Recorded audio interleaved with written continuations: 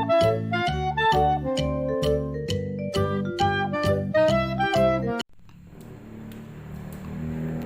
anak-anak. Assalamualaikum warahmatullahi wabarakatuh. Apa kabar kalian hari ini? Nah, sebelum mulai pembelajaran, marilah kita berdoa terlebih dahulu. Silahkan ketua kelas pimpin doanya. Selesai. Nah, sebelum mulai pembelajaran, Ibu akan absen kalian ya. Oke, Ruji Wulandari, Ibu, Zadita Kumalasari, hadir Bu. semuanya hadir kan? Nah, sebelum kita masuk ke pembahasan untuk hari ini, Ibu mau tanya dulu nih. Siapa di antara kalian yang masih ingat pelajaran minggu kemarin? Oke, Ruji coba jelaskan apa itu pelajaran yang kita bahas minggu kemarin. Bu, saya akan menjelaskan materi yang Ibu sampaikan minggu kemarin, yaitu ciri-ciri pikantrobus. Yang pertama, berbadan tegap. Yang kedua, memiliki tonjol di bagian belakang yang tajam. Yang ketiga, tidak memiliki dagu. Yang keempat, giginya tajam. Yang kelima, berperawakan tegap. Yang dapat saya jelaskan dari materi kemarin. Oke, terima kasih kepada Ruji yang telah menjelaskan materi kemarin. Nah, untuk materi minggu sekarang kita akan membahas apa itu Kerajaan Kutai atau sejarah berdirinya Kerajaan Kutai atau prasasti-prasasti yang berada di Kerajaan Kutai. Oke anak-anak, pada pertemuan kali ini kita akan membahas tentang Kerajaan Maritim Hindu-Buddha di Indonesia. Tujuan pembelajaran kita hari ini yaitu menganalisis Kerajaan Kutai dalam sistem pemerintahan, sosial, ekonomi, dan kebudayaan serta pengaruhnya terhadap kehidupan masyarakat. Perhatikan relief Candi Borobudur ini. Nah, relief Candi Borobudur ini menggambarkan atau menceritakan kapal yang digunakan pada zaman dahulu.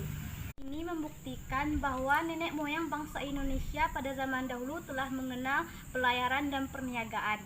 Perkembangan perdagangan dan perniagaan di Indonesia tidak terlepas dari letak geografis bangsa Indonesia itu sendiri. Pada masa Hindu-Buddha, aktivitas secara internasional berkembang sangat pesat.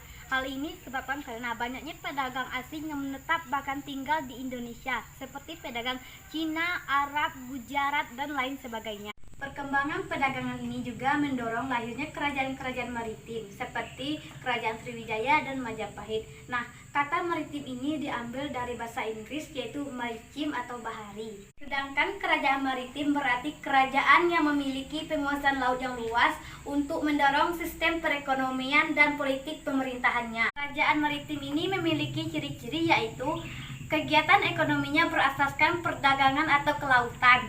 Lokasi biasanya terletak di pesisir pantai atau lembah sungai dan kepulauan. Terdapat pelabuhan perbekalan yang berkembang menjadi pelabuhan kerajaan. Mari kita masuk ke pembahasan kita hari ini yaitu sejarah Kerajaan Kutai. Kerajaan Kutai adalah kerajaan yang bercorak Hindu di Nusantara yang memiliki bukti sejarah tertua.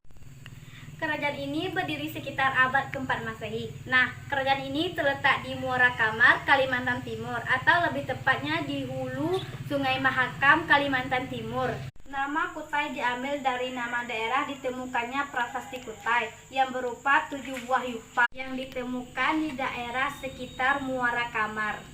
1 buah kalung Tiongkok yang terbuat dari emas dan 1 arca bulus dan 12 arca batu. Yupa adalah tugu batu yang bertulis peninggalan Kerajaan Kutai. Nah, yupa ini berfungsi sebagai tugu peringatan yang dibuat oleh kaum Brahmana atas kedermawanan Raja Mulawarman. Fungsi lain dari yupa ini yaitu berfungsi sebagai tonggak pengikat hewan kurban untuk disembahkan kepada dewa. Sistem pemerintahan Kerajaan Kutai ini mengandung sistem kerajaan atau monarki, di mana seorang raja memiliki kekuasaan penuh dalam mengatur rakyatnya. Anak, sampai di sini paham tentang penjelasan Ibu? Nah, kalau belum paham atau masih ada yang menjanggal di pikiran anak-anak Ibu semuanya, marilah kita sama-sama menyaksikan atau menonton video berikut ini.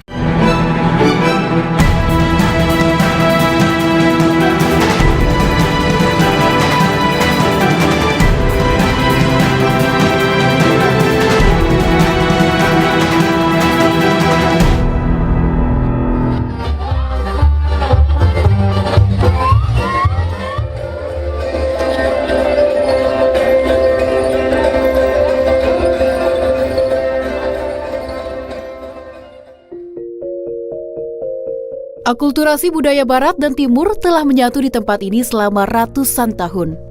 Cerita legenda selalu digaungkan agar mengingat kejayaan Nusantara di masa lalu.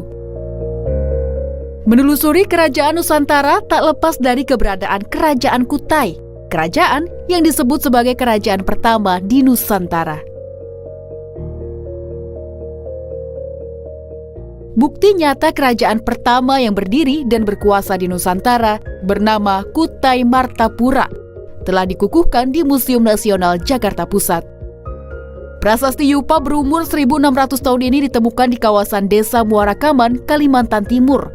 7 buah prasasti ditemukan di kawasan Muara Kaman sejak tahun 1879 dan tahun 1940 yang akhirnya menjadi koleksi Museum Nasional. Ya, ini adalah bukti pertama kali Indonesia mengenal aksara, dan aksara ini ditulis di sebuah batu yang ada di Museum Nasional Jakarta. Bu Vivi, ini aksara apa yang ada di Yupa ini, Bu? Berjenisnya ini aksara Pallawa yang tua, karena di Sumatera ditemukan jenis aksara Pallawa juga, tapi tidak seperti ini bentuknya, dan kita menyebutnya aksara Pallawa muda. Aksara Pallawa yang berjenis ini yaitu berasal dari abad ke-4 ke-5 Masehi. Lalu Bu, bagaimana kita mengetahui bahwa aksara Pallawa ini adalah aksara pertama yang datang ke Indonesia?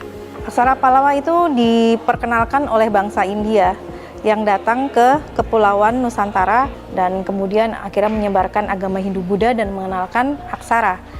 Kalau kita sudah mengenal aksara, maka terbuka semua kebudayaan, berbagai aspek kehidupan itu dapat terekam, jadi sampai kepada kita yang sekarang.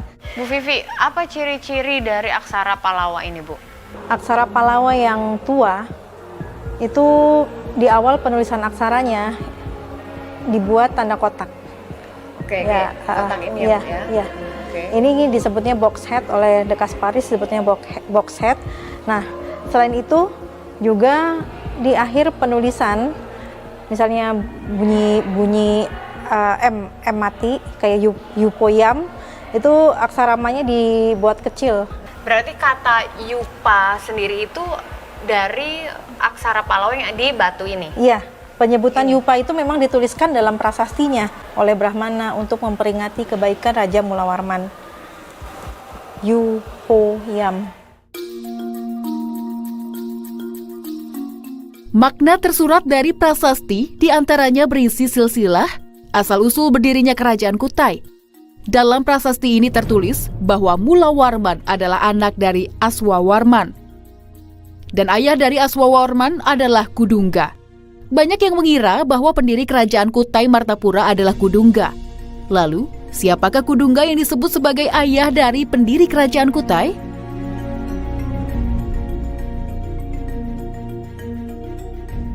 Dia adalah penduduk lokal yang mungkin masih menganut animisme dan dinamisme. Belakangan ketika Mulawarman muncul dan Aswawarman muncul, itu perubahan itu terjadi. Yang menarik untuk dikemukakan adalah apakah Aswawarman ini justru penduduk asli atau pendatang dari India? Karena melihat dari namanya, ada dua dugaan. Pertama, dia ini adalah orang yang datang dari India, kemudian kawin dengan putri dari Kudungga itu. Kemudian lahirlah raja putra-putra yang antara lain Mulawarman itu. Meski pendiri Kerajaan Kutai Martapura adalah Aswawarman, putra dari Kudungga, dalam prasasti Yupa tercatat, Kutai mencapai puncak kejayaan saat dipimpin oleh Mulawarman. Tertulis dalam prasasti Yupa ini bahwa Mulawarman terkenal dermawan dan kaya raya, sehingga mampu menyumbangkan lebih dari 20.000 ekor sapi kepada kaum Brahmana.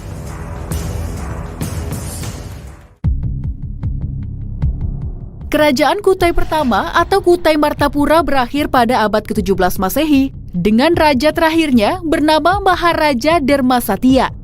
Sementara itu, di kawasan Kutai pula ada kerajaan bercorak Islam bernama Kutai Kertanegara yang berdiri pada abad ke-13. Lalu, apakah kedua kerajaan ini memiliki hubungan yang sama atau berbeda? Dan kerajaan mana yang sebenarnya menyembat kerajaan terlama di Nusantara?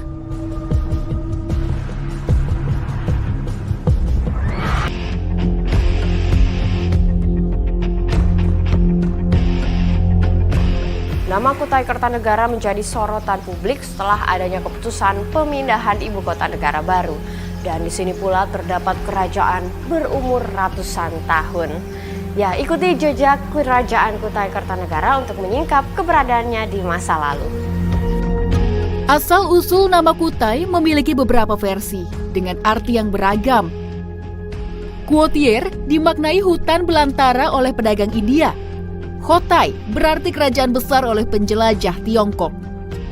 Dan nama Tanjung Kutai yang tertulis di kitab Negara Kertagama. Penulis buku Dari Jahitan Layar Sampai ke Tepian Pandan, Muhammad Sarip mengungkapkan, nama Kutai diduga kuat berasal dari nama tumbuhan. Penelitian Solkowel Trom, itu seorang asisten residen di Kaltim waktu itu tahun 1888, beliau meneliti bahwa asal-usul nama Kutai ini berasal dari nama yang dicetuskan oleh Aji Batara Agung Dewa Sakti, raja pertama Kutai Kertanegara. Jadi kala itu berburu di hutan, kemudian menyumpit hewan yang bernama tupai yang sedang makan petai. Jadi dari kombinasi kata tupai, petai, dan juga dia berdirinya di atas kumpai artinya rumput, maka tercetuslah nama Kutai. Banyak yang mengira kerajaan Kutai hanyalah satu. Padahal ada dua kerajaan berbeda yang sama-sama menyematkan nama Kutai, yaitu Kutai Martapura dan Kutai Kertanegara. Lalu apa perbedaan dua kerajaan ini? Kutai sebetulnya terdiri atas dua kerajaan. Pertama, kerajaan Kutai Martapura yang bercorak Hindu, yang didirikan pada abad ke-4 dan hancur atau punah pada abad ke-14. Kemudian ada kerajaan yang kedua adalah kerajaan Kutai Kertanegara yang berpusat di Tenggarong. Kerajaan yang pertama tadi pusatnya adalah di Muara Kaman. Terjadi peperangan antara kerajaan yang didirikan oleh Aji Pangeran yang berbasis di Tenggarong dengan kerajaan Kutai Martapura yang berbasis di Muara Kaman. Perang itu tentu dimenangkan oleh Kutai lama yang kita sebut sebagai Kutai Kertanegara itu. Itu terjadi pada abad ke-17, perbulan abad ke-17. Itu adalah bagian dari rangkaian proses islamisasi dan perluasan wilayah pengaruh dan kekuasaan dari kerajaan Kutai Kertanegara.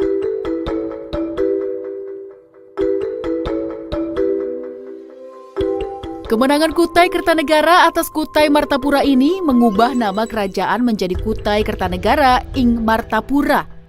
Inilah kerajaan yang masih eksis sampai hari ini. Kutai Kertanegara muncul pada abad ke-13. Pendirinya adalah Aji Batara Agung Dewa Sakti yang masih bercorak Hindu di negeri Jahitan Layar yang kini berlokasi di Desa Kutai Lama, Kecamatan Anggana, Kalimantan Timur. Dan pada abad ke-16, Islam masuk ke kawasan Kalimantan Timur. Di Desa Kutai Lama inilah penyebaran agama Islam pertama kali oleh Habib Tunggang Parangan asal Gujarat, India. Di abad ke-16, bukan yang ini, bapaknya Aji Raja Mahkota yang sudah memeluk Islam. Dan cara memeluk Islamnya bukan dengan cara, kamu Islam, bukan. Artinya dengan pergaulan, dengan keramah tamahan yang sopan, akhirnya mengikuti jejak keislaman tadi. Raja Aji Mahkota adalah raja ke-6 Kutai Kertanegara yang telah menganut agama Islam. Kemudian berlanjut sampai keturunannya hingga kini.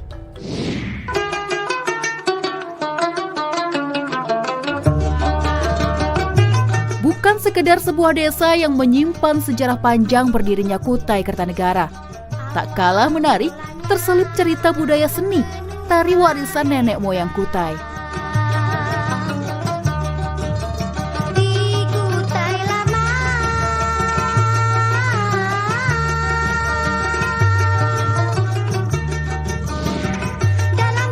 Menariknya, setiap sudut tempat di desa ini terdapat karakter naga.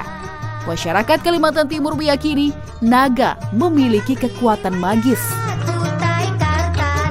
Cerita rakyat hingga cerita legenda mewarnai sejarah kerajaan Kutai. Lalu ada pula karakter dan tokoh yang dipercayai sebagai asal-muasal dari kerajaan ini. Lalu bagaimana sebenarnya cerita tersebut? Apakah fakta atau mitos belaka? Dahulu kala, sepasang suami istri memohon untuk dikaruniai anak. Lalu, kejadian aneh pun terjadi. Suatu hari, sang suami mengambil kayu dan menemukan ulat. Dipeliharalah ulat itu sampai besar dan menjadi naga. Karena pasangan tersebut tidak mampu memelihara naga yang semakin besar, dilepaslah naga itu di Sungai Mahakam dengan usaha yang begitu keras.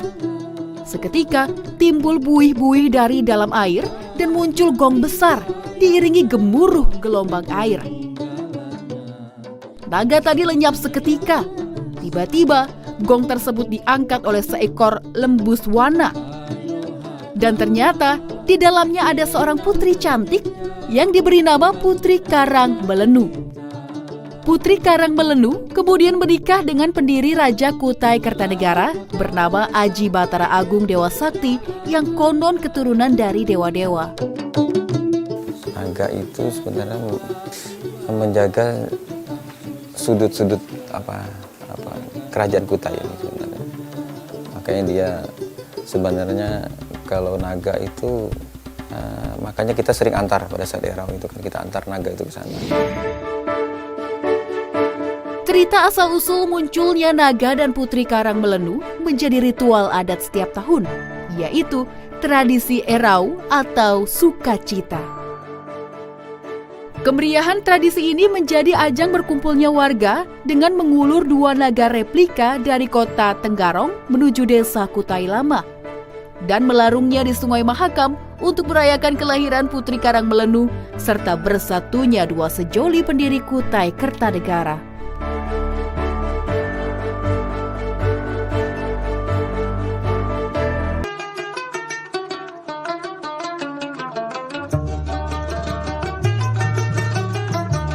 Kesultanan Kutai Kertanegara ing Martapura lahir dari cerita legenda termasyhur di Kalimantan Timur yang keberadaannya masih terjaga hingga hari ini.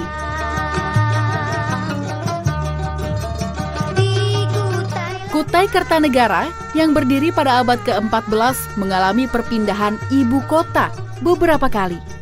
Dari jahitan layar di desa Kutai Lama, Jembayan, lalu ke negeri tepian Pandan, atau yang kini dikenal dengan kota Tenggarong. Ikon lembuswana menghiasi sudut-sudut kota ini. Ya, hewan dari cerita rakyat Putri Karang Melenu selalu diingat karena asal-usul Kesultanan Kutai Kertanegara ing Martapura. Ini adalah lembuswana. Lembuswana adalah makhluk mitologi yang memiliki beberapa campuran hewan di badannya. Seperti kita lihat, badannya mirip hewan lembu dengan wajah memiliki belalai seperti gajah dan memiliki sayap seperti burung Garuda. Sedangkan di kakinya ada taji yang dimiliki oleh ayam. Hewan ini merupakan makhluk mitologi yang menjadi simbol dari kerajaan Kutai Kertanegara. Keagungan Kutai Kertanegara ditandai dengan berdirinya sebuah istana megah yang kini menjadi Museum Mula Warman di kota Tenggarong. Tak seperti istana kerajaan pada umumnya di Indonesia, istana ini memiliki arsitektur bergaya Indisch Empire, dirancang oleh arsitek Belanda Henry Louis Joseph Mary Estorgi. Sebelumnya, istana kesultanan yang terbuat dari kayu telah termakan usia. Lalu, Ratu Wilhelmina Belanda memberi hadiah istana baru tahun 1936 kepada Sultan Aji Muhammad Parikesit atas jalinan kerjasama pertambangan minyak bumi dan batu bara sejak tahun 1825. Sultanan Muhammad Parikesit itu pendapatan dari royalti itu sampai 38.000 gulden. Itu kan kalau dihitungkan, karena dia kan kepingan emas itu kan, kayaknya luar biasa. Makanya Sultan Parikesit meminta kepada Belanda untuk dibangunkan itu dari hasil yang itu. Karena kan kerajaan kita kan keraton kita kan udah nggak ada kemarin yang terbakar itu. Makanya dimintalah dibangunkan kerajaan dengan struktur beton dengan kondisi seperti Eropa sebenarnya. Makanya dilihat bangunannya seperti Eropa. Kerjasama berawal dari kontrak antara Belanda dan Sultan Salehuddin yang berisi bahwa wilayah Kutai sebagai tanah jajahan negeri Belanda tahun 1844.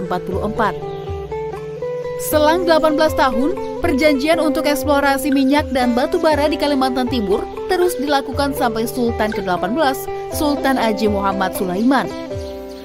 Belanda mengeksploitasi hasil bumi dan kekayaan alam Kerajaan Kutai Kartanegara itu dengan beberapa perjanjian yang bisa disebutkan ada 5 perjanjian, dan Belanda sangat menikmati keuntungan tersebut. Perjanjian hak penambangan di wilayah Kutai selama 75 tahun, penambangan batu bara, minyak, dan lain-lain. Dengan ketentuan Sultan dapat royalti. Sebenarnya kalau setuju dan tidaknya kan memang kita nggak pernah setuju namanya itu, karena itu adalah penjajahan kan pasti jelas.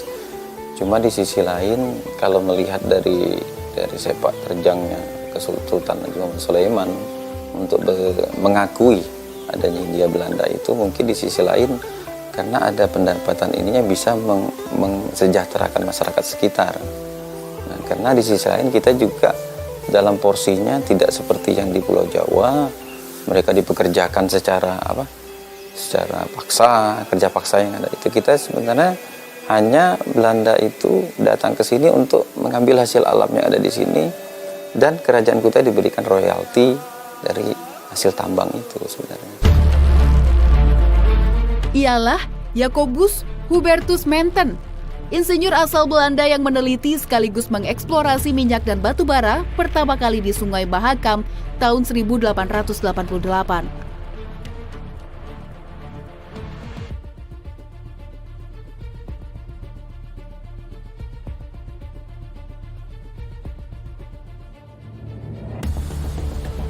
Kesultanan pun akhirnya semakin erat menjalin kerjasama dengan pemerintah Hindia Belanda.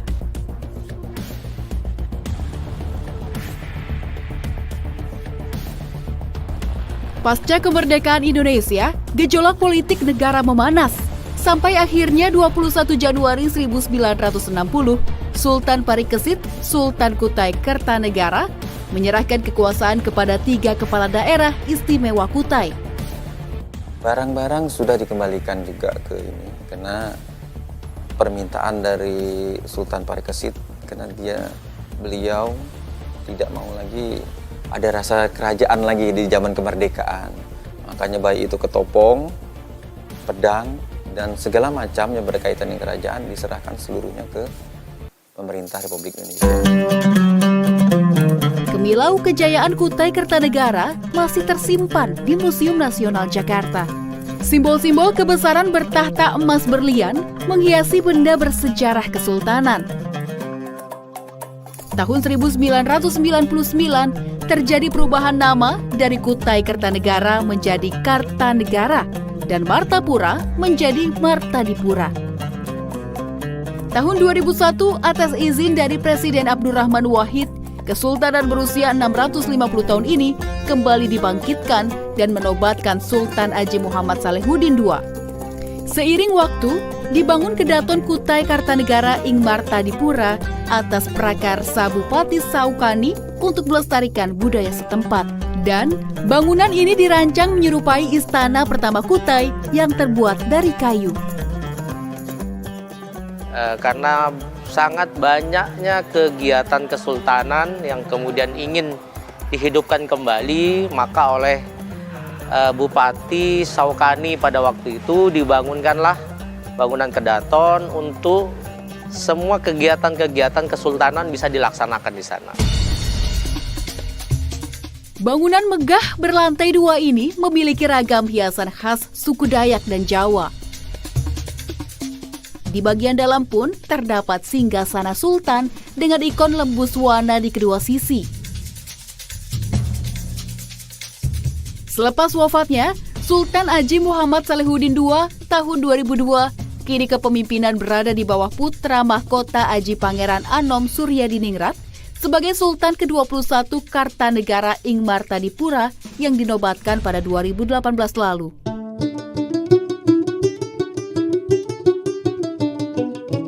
Ya, inilah cerita dari 2 kerajaan cikal bakal peradaban Nusantara terbentuk. Ada Kutai Martapura berumur 10 abad yang termasyhur dengan kejayaan raja-raja terdahulu. Dan Kerajaan Kutai Kertanegara di Tenggarong berumur 7 abad yang tetap berdiri dan berusaha agar tak lekang oleh waktu.